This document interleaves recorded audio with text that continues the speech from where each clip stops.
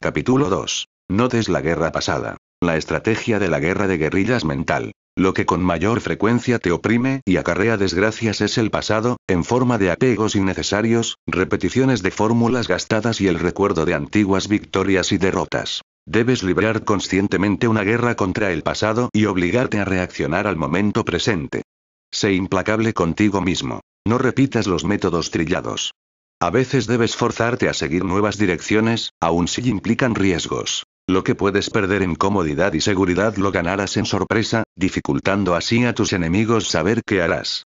Libra una guerra de guerrillas en tu mente, sin permitir líneas estáticas de defensa ni ciudadelas en peligro. Vuelve todo fluido y móvil.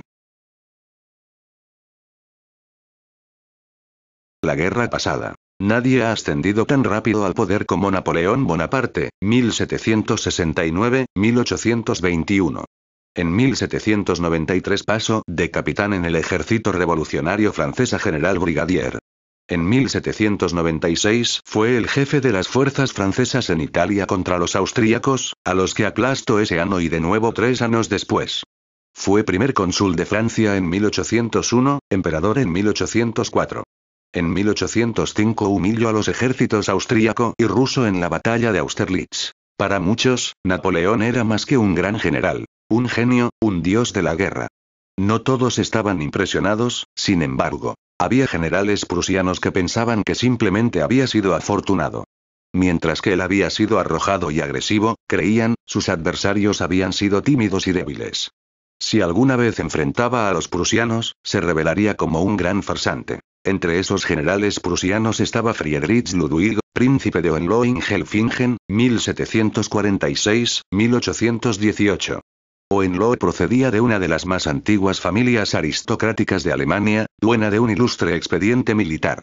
Había iniciado pronto su carrera, bajo las órdenes del propio Federico el Grande, 1712-1786, el hombre que por sí solo había hecho de Prusia una gran potencia. Hohenlohe había ascendido por méritos, convirtiéndose en general a los 50, joven para los estándares prusianos. Para Hohenlohe, el éxito en la guerra dependía de la organización, la disciplina y el uso de estrategias superiores desarrolladas por experimentadas mentes militares. Los prusianos ejemplificaban todas esas virtudes. Los soldados prusianos entrenaban severamente hasta ejecutar elaboradas maniobras con la precisión de una máquina. Los generales prusianos estudiaban intensamente las victorias de Federico el Grande. La guerra era para ellos una cuestión matemática, la aplicación de principios inmutables.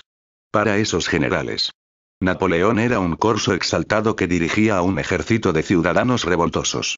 Superiores en conocimientos y habilidades, ellos lo superarían en estrategia. Los franceses se aterrarían y desmoronarían ante los disciplinados prusianos. El mito napoleónico yacería en ruinas, y Europa recuperaría su antiguo orden. En agosto de 1806, Hohenlohe y sus camaradas generales obtuvieron por fin lo que deseaban. El rey Federico Guillermo III de Prusia, cansado de las promesas incumplidas de Napoleón, decidió declararle la guerra en 6 semanas. Entretanto, pidió a sus generales proponer un plan para destruir a los franceses. Hohenlohe se sintió extasiado. Esa campaña sería el clímax de su carrera. Había pensado durante años en cómo batir a Napoleón, y presentó su plan en la primera sesión de estrategia de los generales. Marchas precisas colocarían al ejército en el ángulo perfecto desde el cual atacar a los franceses mientras estos avanzaban por el sur de Prusia. ¿Un ataque en formación oblicua? ¿La táctica favorita de Federico el Grande? Asestaría un golpe devastador. Los demás generales, todos ellos de entre 60 y 80 años de edad, presentaron sus propios planes, pero también eran meras variantes de las tácticas de Federico el Grande. La conversación derivó en discusión. Transcurrieron varias semanas. Al final, el rey tuvo que intervenir y elaborar una estrategia de compromiso que satisfaciera a todos sus generales. Una sensación de exuberancia recorría el país, que pronto volvería a vivir los años de gloria de Federico el Grande. Los generales sabían que Napoleón estaba al tanto de sus planes. ¿Tenía excelentes espías? Pero los prusianos contaban con una ventaja inicial. Y una vez que su máquina de guerra empezaba a moverse, nada podía detenerla. El 5 de octubre, pocos días antes de que el rey declarara la guerra, los generales recibieron terribles noticias.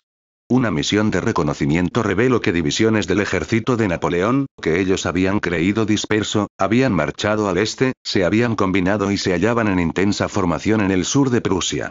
El capitán que había encabezado esa misión de exploración informó que los soldados franceses marchaban con mochilas a la espalda. Mientras que los prusianos usaban lentos carretones para aprovisionar a sus tropas, los franceses cargaban sus propios suministros y se movían con pasmosa celeridad y agilidad. Antes de que los generales tuvieran tiempo de ajustar sus planes, el ejército de Napoleón viró de súbito al norte, enfilando directamente hacia Berlín, el corazón de Prusia. Los generales discutían y titubeaban, moviendo a sus tropas de aquí para allá, tratando de decidir dónde atacar. El pánico cundió. Por fin, el rey ordenó la retirada. Las tropas se reagruparían en el norte y atacarían el flanco de Napoleón mientras éste avanzaba hacia Berlín. Hohenlohe estaría a cargo de la retaguardia, para proteger el repliegue prusiano. El 14 de octubre, cerca de la ciudad de Jena, Napoleón alcanzó a Hohenlohe, quien se vio por fin frente a la batalla que tan desesperadamente había deseado. Ambos bandos eran iguales en número. Pero mientras que los franceses eran una fuerza ingobernable, que peleaba atropelladamente y a la carrera, Hohenlohe mantenía a sus tropas en estricto orden, orquestándolas como un cuerpo de ballet. El combate osciló hasta que los franceses capturaron al fin la villa de Bierzen-Eiligen. Hohenlohe ordenó a sus tropas recuperar la plaza. En un ritual que se remontaba a Federico el Grande, un tambor mayor tocó una marcha y los soldados prusianos, sus banderas al vuelo, tomaron otra vez sus posiciones en un desfile perfectamente ordenado, preparándose para avanzar. Estaban en descampado, sin embargo, y los hombres de Napoleón se hallaban detrás de las tapias de los jardines y sobre los techos de las casas. Los prusianos eran, así, bolos para los tiradores franceses. Confundido, Hohenlohe ordenó a sus soldados detenerse y cambiar de formación. Los tambores volvieron a sonar, los prusianos marcharon con magnífica precisión, un espectáculo siempre digno de admirar, pero los franceses no dejaban de dispararles, diezmando así al frente prusiano. Hohenlohe jamás había visto un ejército como ese. Los soldados franceses eran demonios. A diferencia de sus disciplinadas tropas, se movían por sí solos, pero había método en su locura. De pronto, como salidos de ninguna parte, se precipitaron por ambos lados, amenazando con rodear a los prusianos. El príncipe ordenó la retirada. La batalla de Jena había concluido. Como un castillo de naipes, los prusianos se desplomaron rápidamente, cayendo una fortaleza tras otra. El rey huyó al este. En cuestión de días, no quedó prácticamente nada del antes poderoso ejército prusiano. Interpretación. La realidad que enfrentaban los prusianos en 1806 era simple. Se habían atrasado 50 años. Sus generales eran viejos, y en lugar de responder a las circunstancias presentes, repetían fórmulas que habían rendido fruto en el pasado. Su ejército se movía lentamente, y sus soldados eran autómatas que desfilaban. Los generales prusianos habían dispuesto de muchas señales que les advertían del desastre. Su ejército no se había desempeñado bien en acciones recientes, varios oficiales prusianos habían aconsejado reformas y por último, aunque no en importancia, habían tenido 10 años para estudiar a Napoleón, sus innovadoras estrategias y la velocidad y fluidez con que sus ejércitos convergían sobre el enemigo. La realidad los veía a la cara, pero ellos optaron por ignorarla. Se decían, en efecto, que era Napoleón quien estaba condenado al fracaso. Quizá tú consideres al ejército prusiano un mero ejemplo histórico interesante, pero es probable que estés siguiendo la misma dirección. Lo que limita a los individuos tanto como a las naciones es la incapacidad de enfrentar la realidad, de ver las cosas tal como son. Conforme envejecemos, nos aferramos cada vez más al pasado. Nos vence la costumbre. Lo que alguna vez nos funcionó se vuelve doctrina, una concha para protegernos de la realidad. La repetición reemplaza a la creatividad. Es raro que nos demos cuenta de que hacemos esto, porque nos es casi imposible verlo suceder en nuestra mente. Luego, de repente, un joven Napoleón se cruza en nuestro camino, una persona que no respeta la tradición, que lucha en una forma nueva. Solo entonces vemos que nuestra manera de pensar y reaccionar ya es obsoleta. Nunca des por supuesto que tus éxitos pasados continuarán en el futuro. En realidad, tus éxitos pasados son tu mayor obstáculo. Cada batalla, cada guerra, es diferente, y no puedes suponer que lo que funcionó antes funcionará hoy. Debes soltar el pasado y abrir tus ojos al presente. Tu tendencia a dar la guerra pasada puede conducirte a tu última guerra. Cuando, en 1806, los generales prusianos se precipitaron a la catástrofe por emplear la formación oblicua de Federico el Grande, ejemplificaron no solo un estilo obsoleto, sino también la más aguda indigencia mental a que la inercia haya conducido nunca. En consecuencia, al mando de Hohenlohe, el ejército prusiano fue vencido en el campo de batalla como ninguno otro lo había sido jamás. Karl von Clausewitz, de la guerra, 1780-1831.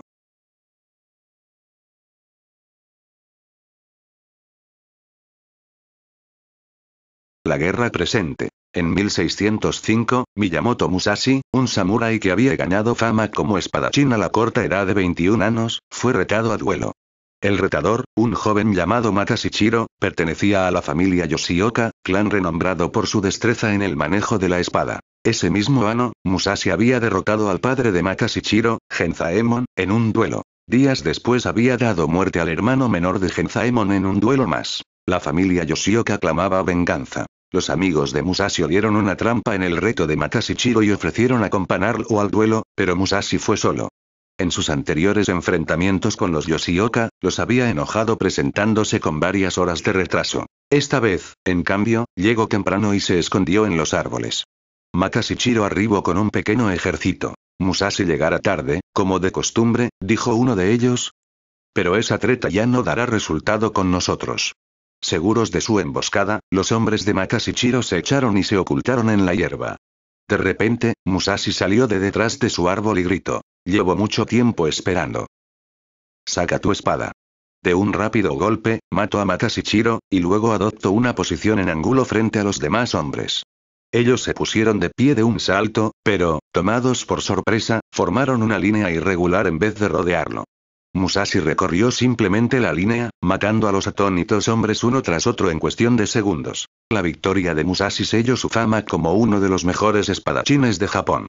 Vagó entonces por el país en busca de retos apropiados. En una ciudad oyó hablar de un guerrero invicto llamado Baiken, cuyas armas eran una hoz y una larga cadena con una bola de acero en un extremo. Musashi quiso ver esas armas en acción, pero Baiken se negó. La única forma en que podría verlas actuar, le dijo Baiken, sería librando un duelo. También esta vez los amigos de Musashi optaron por la ruta segura. Lo instaron a retirarse. Nadie había derrotado ni por asomo a Baiken, cuyas armas eran insuperables. Remolineando su bola en el aire para cobrar impulso, hacía retroceder a su víctima con un ataque implacable, para luego lanzarle la bola a la cara. El contrincante tenía que parar la bola y la cadena. Y, ocupado el brazo con la espada, en ese breve instante Baiken le cortaba el cuello con la hoz. Ignorando las advertencias de sus amigos, Musashi retó a Baiken y se presentó en la tienda de este con dos espadas, una larga y otra corta. Baiken nunca había visto pelear a alguien con dos espadas. Además, en lugar de permitir que Baiken cargara contra él, Musashi atacó primero, haciendo retroceder a su enemigo. Baiken dudó de arrojar la bola, porque Musashi podía desviarla con una espada y herirlo con la otra. Mientras Baiken buscaba una oportunidad, Musashi le hizo perder de pronto el equilibrio con un toque de la espada corta, seguido una fracción de segundo después con un lance de la larga, atravesando y matando al hasta entonces invicto maestro Baiken. Años más tarde, Musashi se enteró de un gran samurái llamado Sasaki Ganryu, quien peleaba con una espada muy larga, arma increíblemente bella que parecía poseída por un espíritu guerrero. Ese combate sería la prueba suprema de Musashi. Ganryu aceptó el reto. El duelo tendría lugar en una pequeña isla cerca de la casa del samurái. La mañana del duelo, la isla estaba repleta. Un encuentro entre guerreros como esos no tenía precedente. Ganryu se presentó a tiempo, pero Musashi llegó tarde, muy tarde. Pasó una hora, luego dos. Ganryu estaba furioso. Finalmente se vio que un bote se aproximaba a la isla. Su pasajero estaba acostado, al parecer semidormido, y afilaba un largo remo de madera. Era Musashi. Parecía perdido en sus pensamientos, contemplando las nubes. Cuando el bote llegó a la orilla, Musashi se ató una sucia toalla alrededor de la cabeza y saltó fuera, empuñando el largo remo, más largo que la famosa espada de Ganryu.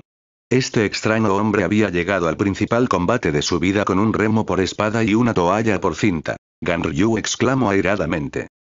¿Tanto me temes que rompiste tu promesa de estar aquí a las 8? Musashi no dijo nada, pero se acercó. Ganryu sacó su magnífica espada y tiró la funda en la arena. Musashi sonrió. Sasaki, acabas de sellar tu ruina. ¿Yo? ¿Derrotado? Imposible. ¿Qué vencedor sobre la Tierra, replicó Musashi, abandonaría su funda al mar? Esta enigmática observación solo enojó más a Ganryu. Musashi atacó entonces, apuntando su remo afilado directamente a los ojos de su enemigo. Ganryu alzó de inmediato su espada y la dejó caer sobre la cabeza de Musashi, pero falló, cortando en dos la cinta de toalla. Nunca antes había fallado. Casi en ese mismo instante, Musashi bajó su espada de madera e hirió a Ganryu en los pies. Los espectadores se quedaron sin aliento.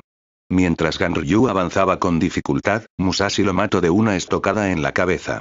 A continuación, tras inclinarse cortésmente ante los hombres que presidían el duelo, volvió al bote y se marchó tan tranquilamente como había llegado. A partir de ese momento, Musashi fue considerado un espadachín incomparable.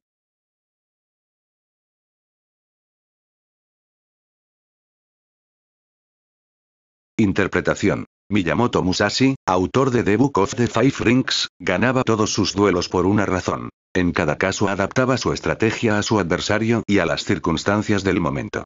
Con Makashichiro decidió que ya era hora de llegar temprano, lo que no había hecho en sus combates previos. La victoria contra muchos hombres dependía de la sorpresa, así que salió cuando sus contendientes estaban echados. Luego, una vez que dio muerte a su líder, se puso en un ángulo que los invitaba a atacarlo en lugar de rodearlo, lo que habría sido mucho más peligroso para él. Con Baiken todo fue cuestión de usar dos espadas e invadir después su espacio, sin darle tiempo de reaccionar inteligentemente a esa novedad. Con Ganryu se propuso enfurecer y humillar a su soberbio contrincante. La espada de madera, la actitud indiferente, la cinta de toalla sucia, la observación enigmática, el ataque a los ojos. Los adversarios de Musashi dependían de su brillante técnica, ostentosas espadas y heterodoxas armas. Esto es lo mismo que dar la guerra pasada. En vez de reaccionar al momento, confiaban en la instrucción, la tecnología y lo que había funcionado antes. Musashi, que había comprendido la esencia de la estrategia desde muy joven, convirtió la rigidez de sus adversarios en su ruina. Su primer pensamiento era el gambito que más tomaría por sorpresa a cada uno de ellos. Luego se anclaba en el momento. Habiendo desequilibrado a su contrincante con algo inesperado, observaba atentamente, y después respondía con otra acción, usualmente improvisada, que convertía el mero desequilibrio en derrota y muerte. Al prepararte para la guerra, debes deshacerte de mitos y conceptos erróneos. La estrategia no es cuestión de aprender una serie de movimientos o ideas por seguir como receta. La victoria no tiene una fórmula mágica. Las ideas son meros nutrientes de la tierra. Yacen en tu cerebro como posibilidades, para que al calor del momento puedan inspirar una dirección, una respuesta apropiada y creativa. Deja atrás todos los fetiches, libros, técnicas, fórmulas, armas ostentosas, y aprende a ser tu propio estratega. Por esto, cuando he conseguido una victoria, no vuelvo a emplear la misma táctica otra vez, sino que, respondiendo a las circunstancias, varío mis métodos hasta el infinito. Sun Tzu, siglo IV a.C. Claves para la guerra. Al reflexionar en una experiencia molesta o desagradable, inevitablemente se nos ocurre esta idea. Si solo hubiéramos dicho o hecho X en lugar de Y, si solo hubiéramos podido pensarlo. Más de un general ha perdido la cabeza al calor de la batalla y después, al mirar atrás, ha pensado en la táctica, la maniobra, que lo habría cambiado todo. Aún el príncipe Oenloe, años después, veía cómo había echado a perder la recuperación de Bjerreneiligen. El problema, sin embargo, no es que pensemos en la solución cuando ya es demasiado tarde. El problema es que imaginamos que el conocimiento fue lo que faltó. Si hubiéramos sabido más, si lo hubiéramos pensado más a fondo. Ese es precisamente el enfoque equivocado. Lo que nos pierde en primera instancia es que no estamos sintonizados con el momento presente, somos insensibles a las circunstancias. Escuchamos nuestros pensamientos y reaccionamos a cosas ocurridas en el pasado, aplicando teorías e ideas que digerimos hace mucho, pero que no tienen nada que ver con nuestro predicamento en el presente. Más libros, teorías y reflexiones solo empeoran el problema. Compréndelo. Los más grandes generales, los más creativos estrategas, no sobresalen porque tengan más conocimientos, sino porque son capaces, cuando es necesario, de abandonar sus nociones preconcebidas y concentrarse intensamente en el momento presente. Así es como se enciende la creatividad y se aprovechan las oportunidades. El conocimiento, la experiencia y la teoría tienen limitaciones. Ningún grado de previsión puede prepararte para el caos de la vida, para las infinitas posibilidades del momento. El gran filósofo de la guerra Carl von Clausewitz llamó a esto fricción. La diferencia entre nuestros planes y lo que realmente sucede. Como la fricción es inevitable, nuestra mente tiene que ser capaz de seguirle el paso al cambio y adaptarse a lo inesperado. Cuanto mejor podamos adaptar nuestros pensamientos a las nuevas circunstancias, más realistas serán nuestras reacciones a ellas. Cuanto más nos perdamos en teorías predigeridas y experiencias pasadas, más impropia y delirante será nuestra reacción. Puede ser valioso analizar qué marchó mal en el pasado, pero es mucho más importante desarrollar la capacidad de pensar en el momento. De esta manera, cometerás muchos menos errores por analizar. Piensa en la mente como en un río. Entre más rápido corre, mejor sigue la marcha del presente y responde al cambio. Entre más rápido corre, también, más se renueva y mayor es su energía. Las ideas obsesivas, las experiencias pasadas, traumas o éxitos, y las nociones preconcebidas son como rocas o lodo en ese río, que se enquistan y endurecen ahí, bloqueándolo. El río deja de moverse. Se impone el estancamiento. Debes librar una guerra constante contra esta tendencia mental. El primer paso es sencillamente tomar conciencia del proceso y de la necesidad de combatirlo. El segundo es adoptar unas cuantas tácticas que te ayuden a restaurar el flujo natural de la mente. Reexamina todos tus preciados juicios y principios. Cuando a Napoleón se le preguntaba qué principios de guerra seguía, contestaba que ninguno.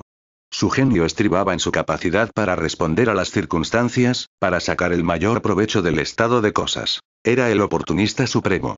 Tu único principio, de igual manera, debe ser no tener ninguno. Creer que la estrategia posee leyes inexorables o reglas imperecederas es adoptar una posición rígida y estática que será tu ruina. Por supuesto que el estudio de la historia y la teoría puede ampliar tu visión del mundo, pero tienes que combatir la tendencia de la teoría a congelarse en dogma. Sé brutal con el pasado, con la tradición, con las viejas maneras de hacer las cosas. Declarales la guerra a las vacas sagradas y a las voces de lo convencional en tu propia cabeza. Nuestra educación suele ser un problema. Durante la Segunda Guerra Mundial, los británicos que se enfrentaron a los alemanes en los desiertos del norte de África estaban bien adiestrados en la guerra de tanques. Podría decirse que habían sido adoctrinados con teorías al respecto. Después se les unieron soldados estadounidenses, mucho menos instruidos en esas tácticas. Pronto, sin embargo, los estadounidenses comenzaron a pelear en forma igual, si no es que superior, al estilo británico. Se adaptaron a la movilidad de ese nuevo tipo de combate en el desierto. De acuerdo con el propio mariscal de campo Erwin Rommel, jefe del ejército alemán en el norte de África, los estadounidenses sacaron mucho más provecho que los británicos de su experiencia en África, confirmando así el axioma de que la educación es más fácil que la reeducación. Lo que Rommel quiso decir fue que la educación tiende a fijar en la mente preceptos difíciles de sacudir. En medio del combate, la mente adiestrada puede quedarse atrás, por concentrarse más en las reglas aprendidas que en las inestables circunstancias de la batalla. Cuando enfrentas una nueva situación, a menudo es mejor imaginar que no sabes nada y que debes empezar a aprender otra vez desde el principio. Despejar tu cabeza de todo lo que creías saber, aun tus más preciadas ideas, te brindará el espacio mental necesario para dejarte educar por tu experiencia presente, la mejor escuela de todas. Desarrollarás así tu propia fuerza estratégica en lugar de depender de las teorías y libros de otros. Borra el recuerdo de la guerra pasada. Tu guerra más reciente es un peligro, aun si la ganaste. Está fresca en tu mente. Si triunfaste, tenderás a repetir las estrategias que acabas de usar, porque el éxito nos vuelve perezosos y complacientes. Si perdiste, podrías estar nervioso e indeciso. No pienses en la guerra pasada. No tienes aún la distancia y desapego para ello. En cambio, haz todo lo posible para sacarla de tu mente.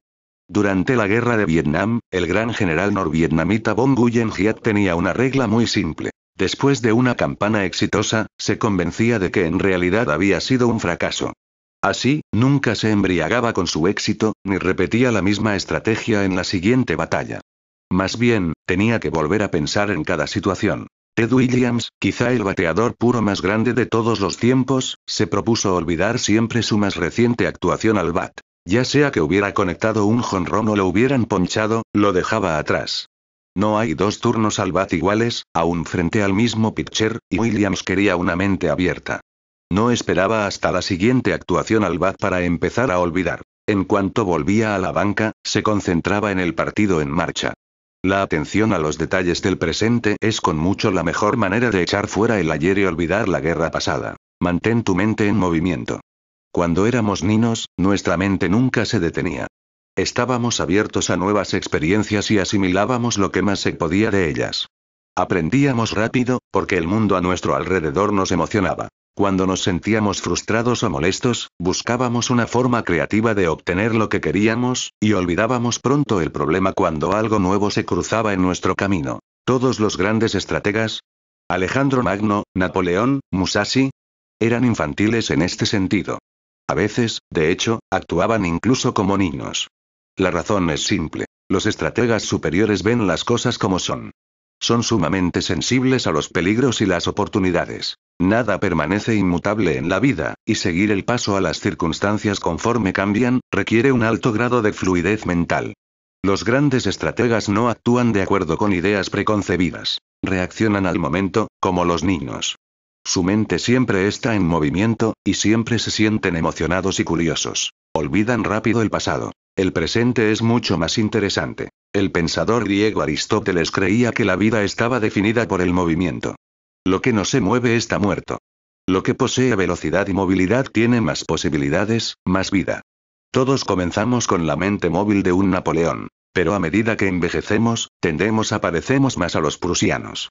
Quizá pienses que lo que te gustaría recuperar de tu juventud es tu apariencia, condición física o placeres simples, pero lo que realmente necesitas es tu fluidez mental de antes. Cada vez que te sorprendas rumiando un tema o idea particular, una obsesión, un resentimiento, fuérzate a ignorarlo. Distráete con otra cosa. Como un niño, busca algo nuevo que te entretenga, digno de atención concentrada. No pierdas tiempo en cosas que no puedes cambiar o en las que no puedes influir. Sigue adelante. Mantén tu mente en movimiento. Cuando éramos niños, nuestra mente nunca se detenía. Estábamos abiertos a nuevas experiencias y asimilábamos lo que más se podía de ellas.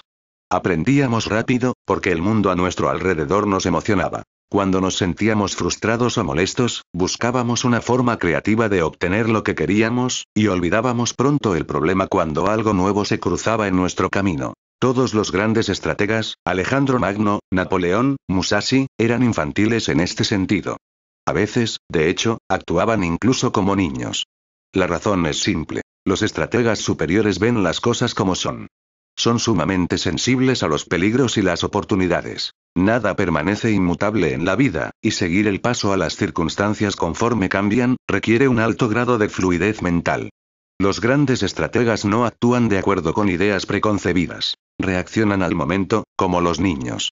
Su mente siempre está en movimiento, y siempre se sienten emocionados y curiosos. Olvidan rápido el pasado. El presente es mucho más interesante. El pensador griego Aristóteles creía que la vida estaba definida por el movimiento. Lo que no se mueve está muerto. Lo que posee velocidad y movilidad tiene más posibilidades, más vida. Todos comenzamos con la mente móvil de un Napoleón. Pero a medida que envejecemos, tendemos a parecernos más a los prusianos. Quizá pienses que lo que te gustaría recuperar de tu juventud es tu apariencia, condición física o placeres simples, pero lo que realmente necesitas es tu fluidez mental de antes. Cada vez que te sorprendas rumiando un tema o idea particular, una obsesión, un resentimiento, fuérzate a ignorarlo. Distráete con otra cosa. Como un niño, busca algo nuevo que te entretenga, digno de atención concentrada. No pierdas tiempo en cosas que no puedes cambiar o en las que no puedes influir. Sigue adelante.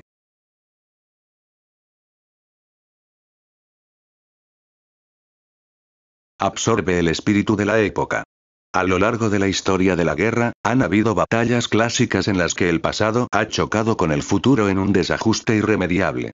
Así ocurrió en el siglo VII cuando persas y bizantinos se enfrentaron a los invencibles ejércitos del Islam, con su nueva forma de combatir en el desierto. O en la primera mitad del siglo XIII, cuando los mongoles se sirvieron de una movilidad incesante para arrollar a los pesados ejércitos de rusos y europeos. O en 1806, cuando Napoleón aplastó a los prusianos en Jena. En cada caso, el ejército vencedor desarrolló un modo de lucha que maximizaba una nueva forma de tecnología o un nuevo orden social. Tú puedes reproducir ese efecto a menor escala sintonizando con el espíritu de la época. Desarrollar antenas para captar las tendencias en germen implica trabajo y estudio, así como flexibilidad para adaptarse a esos caminos. A medida que envejeces, es recomendable que alteres periódicamente tu estilo. En la época de oro de Hollywood, la mayoría de las actrices tenían una breve carrera. Pero Joan Crawford combatió el sistema de los estudios y logró una carrera muy larga cambiando constantemente de estilo, pasando de sirena a heroína del cine negro a reina de culto. En vez de mantenerse sentimentalmente apegada a una moda anticuada, fue capaz de percibir las tendencias en ascenso y seguirlas. Adaptando y cambiando constantemente tu estilo, evitarás las trampas de tus guerras previas. Justo cuando la gente crea que ya te conoce, cambiarás.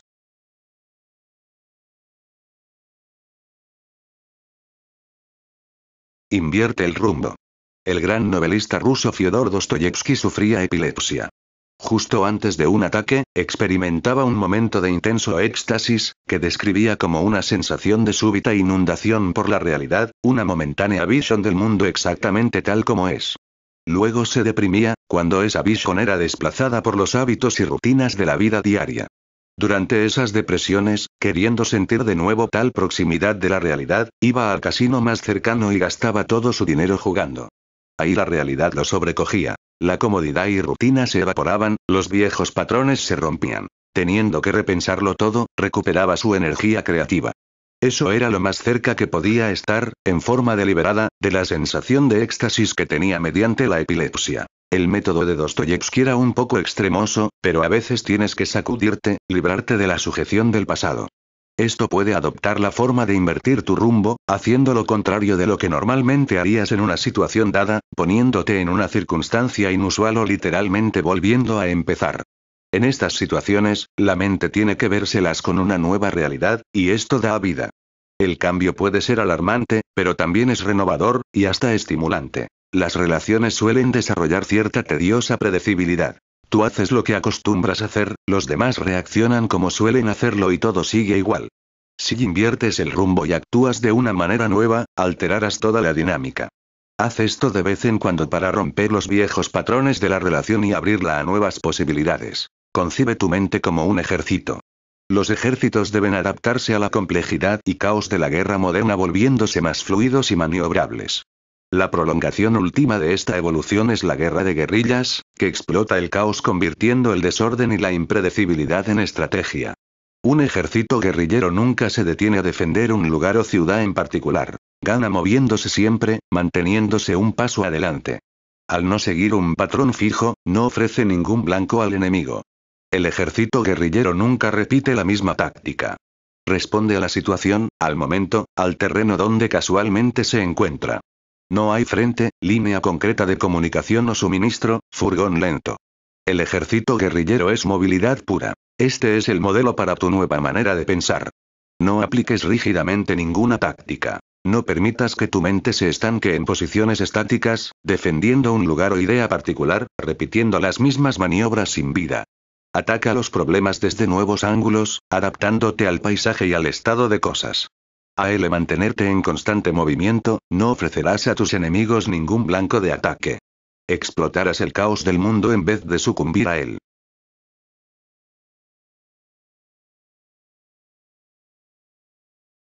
Imagen. El agua. Adaptando su forma a su cauce, quitando rocas del camino, alisando piedras, nunca se detiene, nunca es igual. Entre más rápido se mueve, más clara es. Autoridad. Algunos de nuestros generales fallaron porque todo lo hacían según las reglas. Sabían lo que había hecho Federico en cierto lugar, y Napoleón en otro. Siempre pensaban en lo que Napoleón haría. No subestimo el valor del conocimiento militar. Pero si los hombres hacen la guerra observando servilmente las reglas, fracasarán. La guerra es progresiva. Ulises S. Grant, 1822-1885.